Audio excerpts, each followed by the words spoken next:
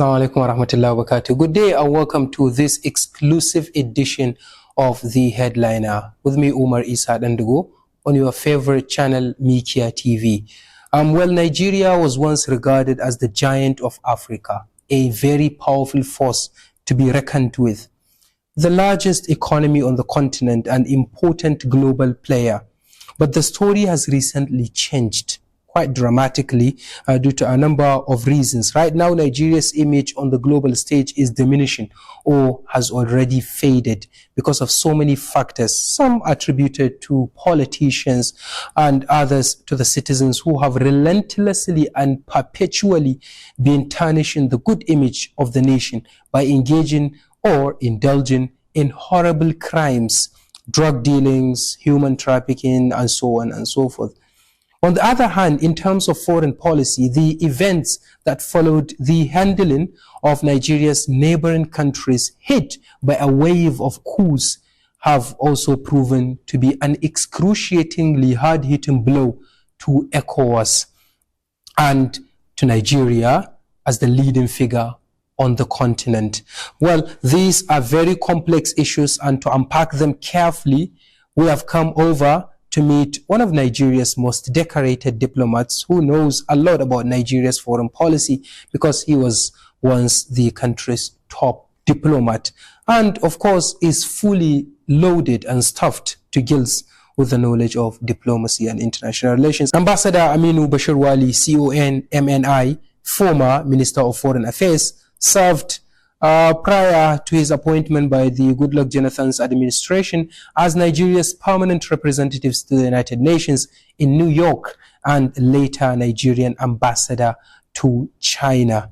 One contentiously and quite controversially significant question is, could it be true that Nigeria's foreign policy is dictated to by the West and is pretty much loaded with Western influence? Well, this and a lot more will be thoroughly analyzed and scrutinized and discussed and dissected by our guest, Ambassador Aminu Bashir Wali. Thank you very much indeed for speaking to us and allowing us to record in your villa, if I can put it this way. Well, you are welcome. All right. Well, the question that you say influence Nigeria's foreign policy by the West. Well, it's an obvious thing when you go back to our history.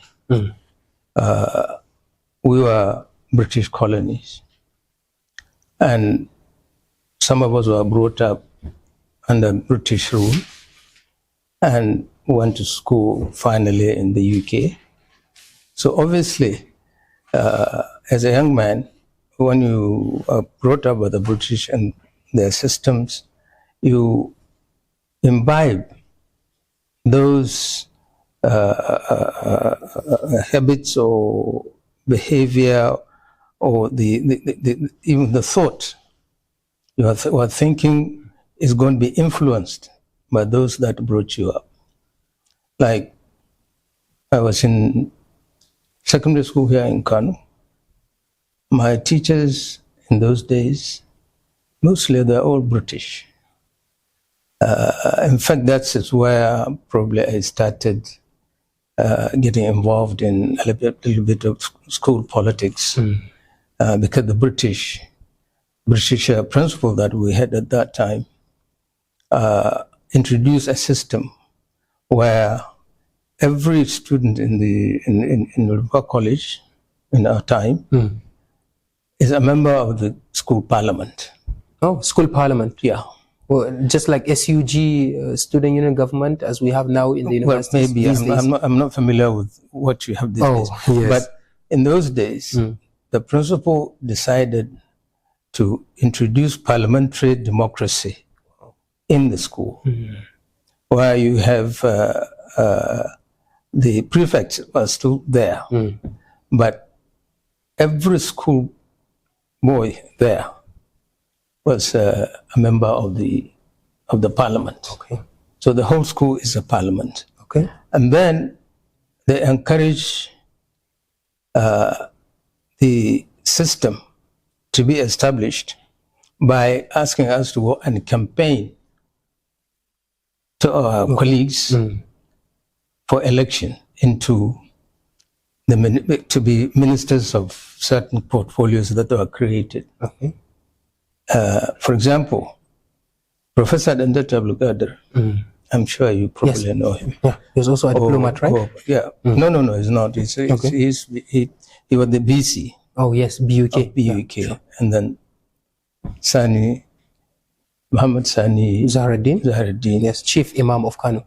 Yeah. We were all classmates. Oh, mashallah. And he was the Minister of Food.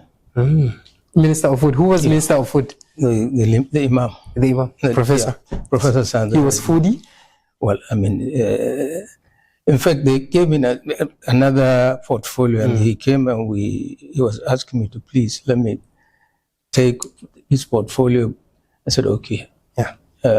Let me take his portfolio that he was offered. Yeah.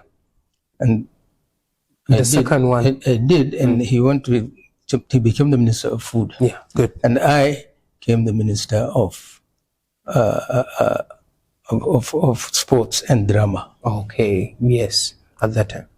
So you can see the way we're being brought up. Yeah. And we control, or at least we are involved in whatever is happening in our area of responsibility. Yes. So that is the initial exposure to politics and administration. And parliamentary democracy. And at that time, you think the British were trying to impose upon us their system so as to continue controlling us, even though they've sort of failed along the line? Because we adopted the American system. They know what they're doing, because they don't have to come out openly and say, this single action of bringing in parliamentary democracy will rub off all the students, and you grow up understanding their system more so than any other system. I mean, the American system was alien to us. And when we got independence, it was parliamentary system. Through and through. Yes. So anyway, we've done that one. So you're asking me about Nigeria. Yeah, Nigerian foreign policy being influenced by the West. Yes. Now largely the United States of America. Well, yes. From the beginning, there's a lot of influence of the British. And as time goes, and there's a change of government, the coup, which we go through the military period, and then eventually the Constituent Assembly came, and then they recommended presidential system. But up to now, some of us are still yearning for parliamentary system. Including you? Oh, yeah. You would very much be happy, delighted, and thrilled if we would go back to the olden days? Oh, absolutely. Parliamentary system is less expensive, and it's very much grounded. You are with the people or your constituents almost all the time. Okay. And every constituency feels properly represented. Why? Because the ministers, as we know them now, they are equal to every member of parliament. Oh, like in the UK, Home Minister or Home Secretary, as they call them, is also a member of the lower parliament. No. When you go and for an election in the UK, people come and contest, like our members of National Assembly. Yeah. Now, if once they contest and you have a parliament, then the majority party will elect who becomes the prime minister within the parliament. And the prime minister happens to be the leader of the party, having the majority. Oh, absolutely. Like right now, Sir Keir Starmer in the UK is the head of the Labour Party. Exactly. And the prime minister. Yeah. So that way, every member of parliament, including the prime minister, is answerable to his party. Okay. The party is above the leaders. Oh, absolutely. The politicians. The day Keir Starmer is removed from, they say you are no more our leader, then the same party will now say this is our leader, then he goes up and become the prime minister. Okay. That's the system. That's the system. So it's effective. Yeah, well, it's more effective because any leader of the party are going to start messing up. It's nobody's business but the party's business to bring him and say, okay, we're out, and we've now taken you as our leader, then you become the prime minister. Okay. Ultimately. Yeah, no, immediately you become prime minister. So, I'm sorry to cut you off. Are you against this system that we are currently practicing, the presidential system of government? I believe parliamentary is definitely a better representative of people's feelings, people's yearnings than the presidential system. But you're not against it? Well, I can't be against it. Against which one? Against the presidential system of government. No, I can't be against because it has been passed. But I know a lot of people are still yearning to go back to parliamentary system. Okay. Because you see, the presidential is a very, very expensive system. I mean, look at the marches that are going on. That what do they call the protests? Yeah, the protests that are going on. Yeah, in Nigeria. Yeah. So if it were under parliamentary system of government, it wouldn't have happened possibly? No, depending on how good the prime minister is and how good his choices were to represent people in the cabinet. So it's not about the system, it's about the leader? Well, no matter how good the system is, if the leader is bad, forget it. Okay. And that's the problem. Nigerians have been criticizing democracy for their own terrible ordeals, wars, problems, catastrophes, simply because of what is happening here. So you are simply saying they should not criticize the system, they should criticize the politicians they vote for after every 4 years? No.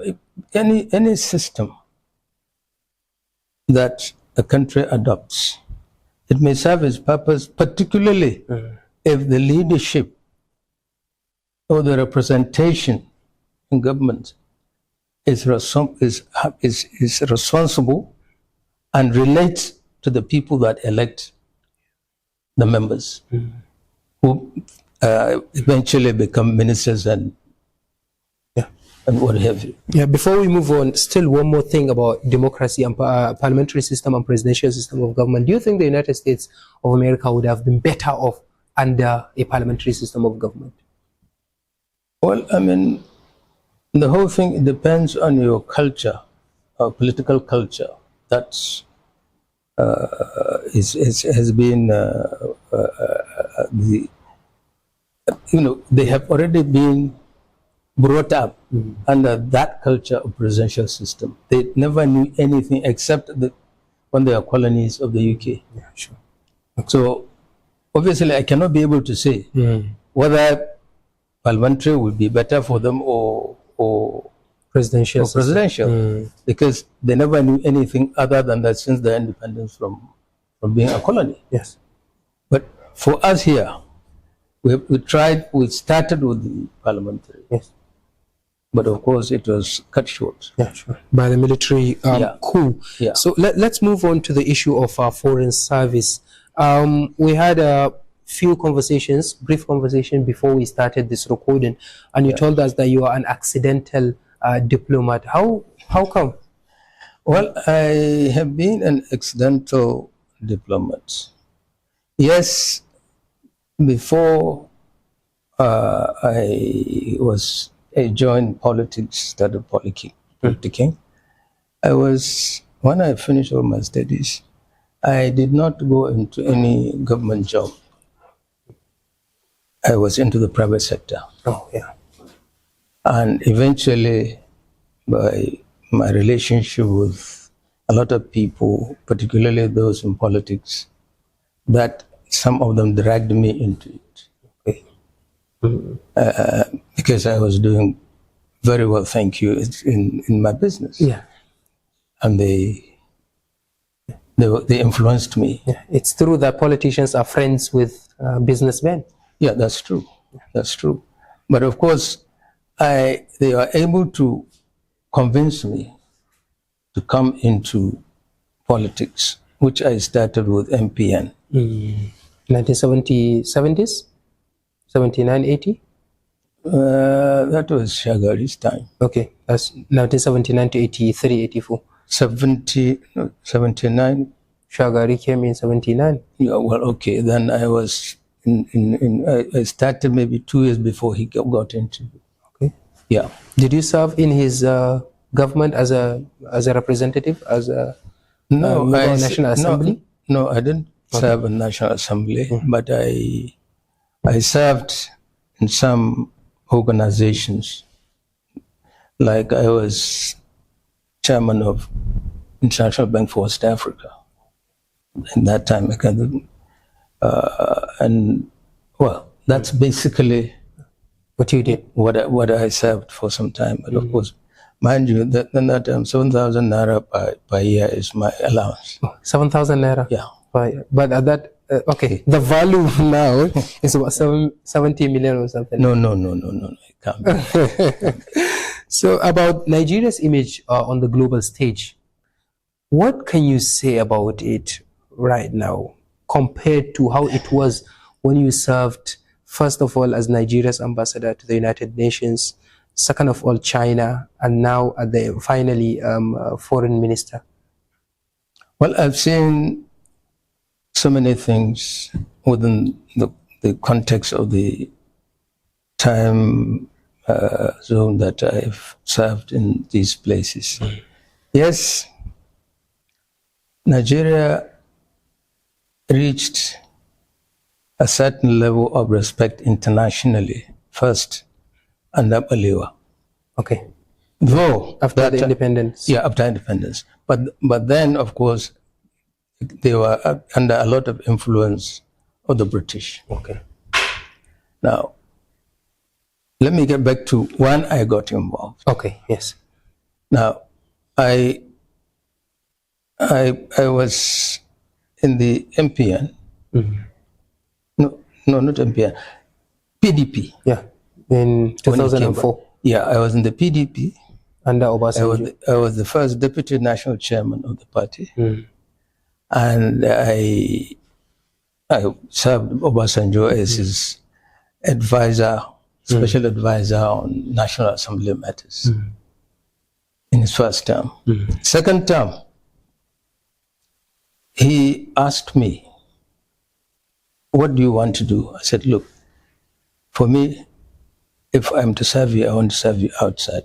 Okay, so you were offered an opportunity to choose any appointment. Yeah, no, this he said, what do you want?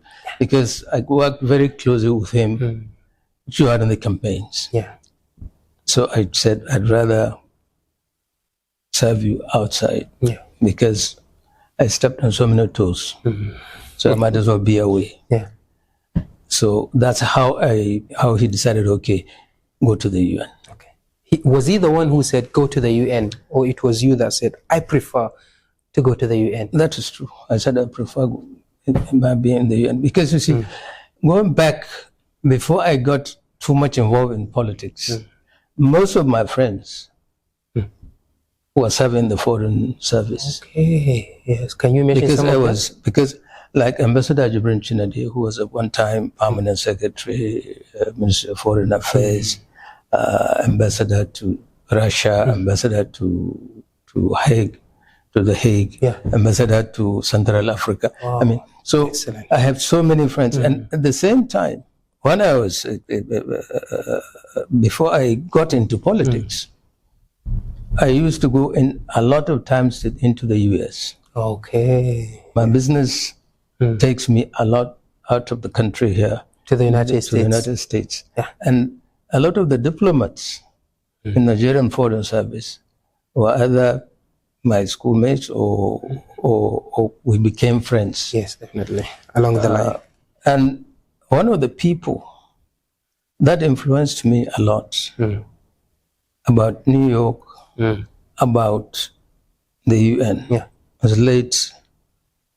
It's a Nigerian diplomat. Okay, a diplomat from Niger Republic. From Niger Republic. Yeah. Though he went to school in Nigeria, but he was a Nigerian. Okay, yes. What's his name? Late Umar Yusufu. Okay, yeah. So when I used to go into New York, I've go in almost once or twice every month. Wow. And I had a little flat that I rented. One bedroom, yeah. I mean, okay, flat, yeah. One bedroom. Yeah. Oh, and the keys of whatever was with Umar Yusuf. And Umar Yusuf was, when I first met him, was Nigeria's ambassador to Nigeria. Wow, excellent. And then later he went to New York. No, not New York. He went back to his country, and then he went as his country's ambassador to Addis Ababa, Ethiopia. African Union. Yeah. Okay, yeah. And then after he's finished that, then African Union sent him to be the ambassador, permanent representative to the UN, representing African Union. I understand. Yes, Parliament, Interparliament. Yeah, exactly. So he was the ambassador, and we were very, very close. Yeah. So in fact, that was when I used to go in a lot. Okay. Into the UN building. Yes. And so you can see my relationship with most of my friends served in the foreign missions. And that's why you said I would be more comfortable serving as a Nigerian ambassador to New York. I mean, to United Nations in New York. Oh yes, because there are more challenges there. Okay, sure. And then you are looking at the world from up. Okay. On a high building, because everything that is happening all over the world, when you are in the UN, you keep abreast with what's happening in the world. Global decisions are taken there. Well, yes. Mostly. Well, you see, especially at the Security Council meeting. Yeah, Security Council. Yes, they take decisions, which is unfair, as a lot of people criticize the UN. Well, I mean, you see that's. You share that sentiment? United Nations is not democratic.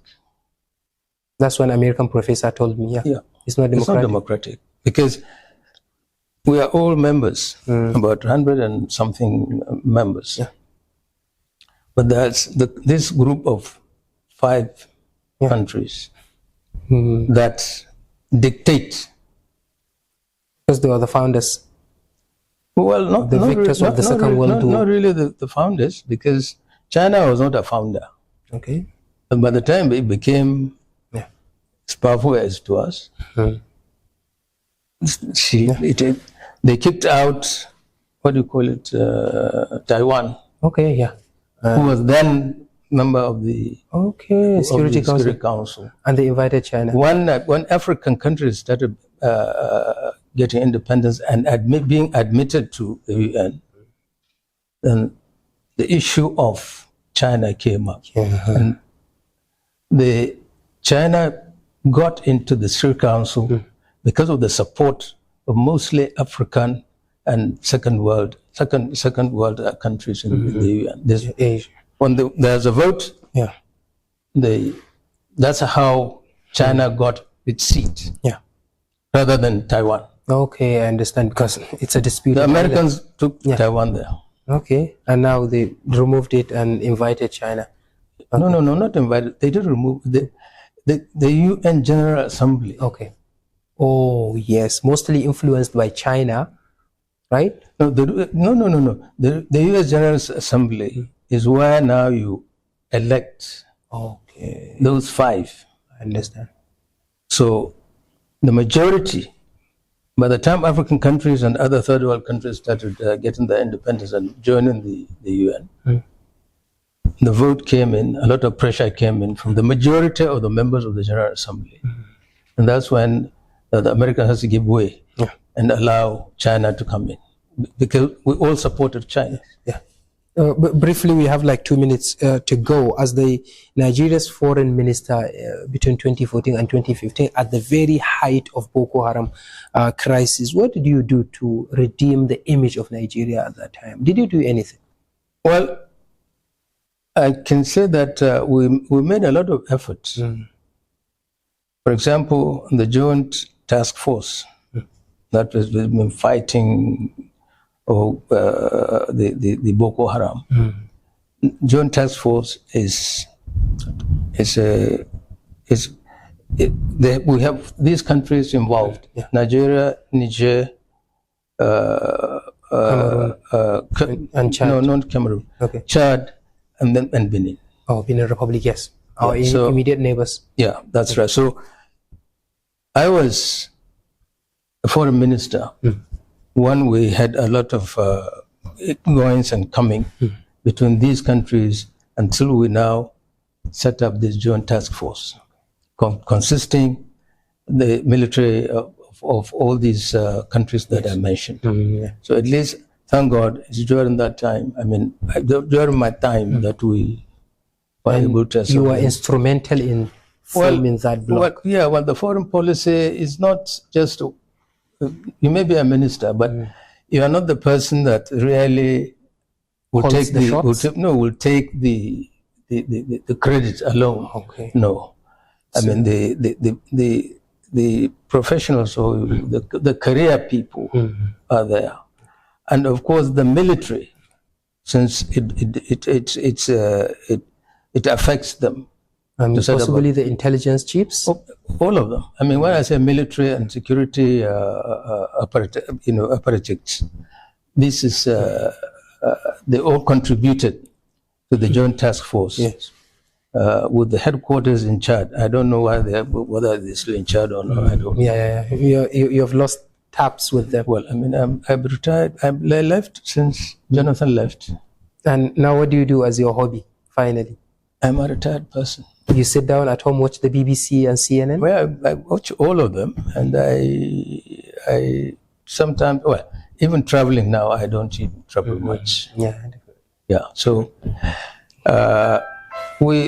one of my tenure in the UN, when I found the good things that was done by Nigeria.